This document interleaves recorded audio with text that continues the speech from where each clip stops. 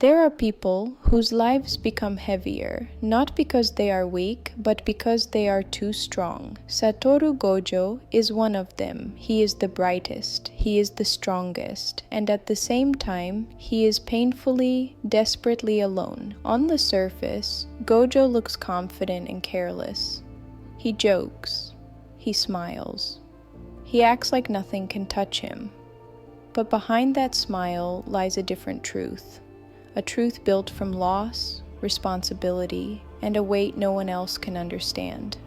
Gojo was born with gifts that appear only once in centuries. 6 eyes, limitless.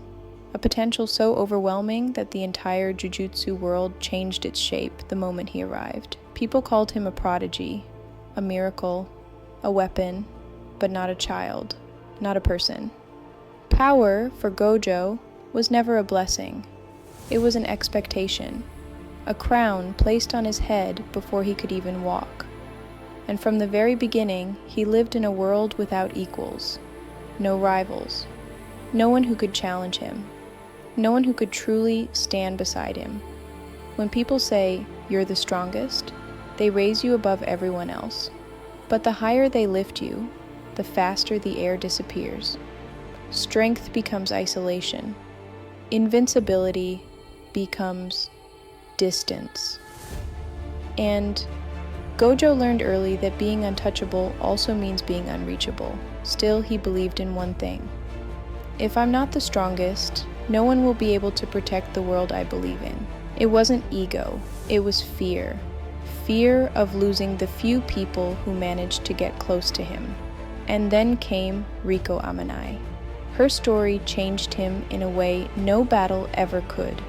For the first time, Gojo wanted to save someone simply because he cared. Not because of duty, not because of orders, but because he saw a girl who deserved to live her own life.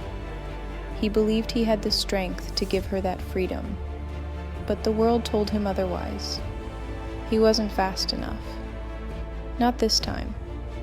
Her death didn't hurt his body. It wounded his philosophy. Gojo realized a truth he never wanted to face. Even when you are the strongest, you can still fail the people who matter. And this wound never healed. But Riko wasn't the only person he lost. Geto Suguru, his friend, his partner, the only one who truly understood him. If loneliness is a prison, Geto was the single person standing there with him. 2 geniuses, 2 prodigies, 2 halves of one idea. Gojo admired his compassion. Geto admired Gojo's strength. Together, they dreamed of a better world. But the same tragedy that opened Gojo's eyes broke Geto's heart. Gojo watched him slip away, watched him drown in doubt, in grief, in disgust at the world they were supposed to protect, and the strongest man alive could do nothing. His greatest question wasn't, how do I defeat Geto? It was, if I am the strongest, why couldn't I save him? He couldn't save Riko. He couldn't save Geto. Twice his strength was meaningless. Twice he was powerless in the moments that mattered most.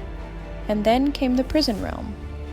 It is the perfect metaphor for Gojo's entire philosophy.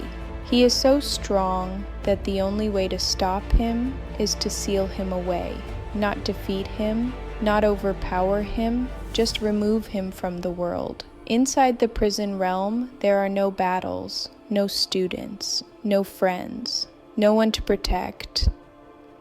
There is only silence, only time, only Satoru Gojo. The first moment in his life when he cannot move, cannot fight, cannot change anything. And this isolation does not make him weaker, it makes him human. Because behind all of his jokes, behind his arrogance, behind the title of the strongest, Gojo wants something simple, something painfully ordinary. A world where the strong protect the weak. A world where his students can grow up safely. A world where tragedies like Riko and Geto never happen again. Gojo doesn't want worship. He doesn't want a throne. He doesn't want to be a god. He He wants to make strength mean something. He wants his existence to have value beyond fighting. He shines, he jokes, he wins, but inside him lives the memory of two people he could not save, the weight of expectations he never asked for, and the deep loneliness of someone who carries the entire world on his shoulders. Satoru Gojo is powerful. He is brilliant. He is overwhelming. But none of that is why we love him.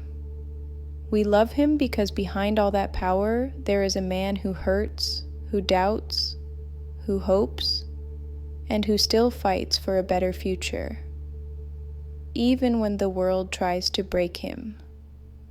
He is not perfect. He is not invincible. He is human. And that is what makes him unforgettable.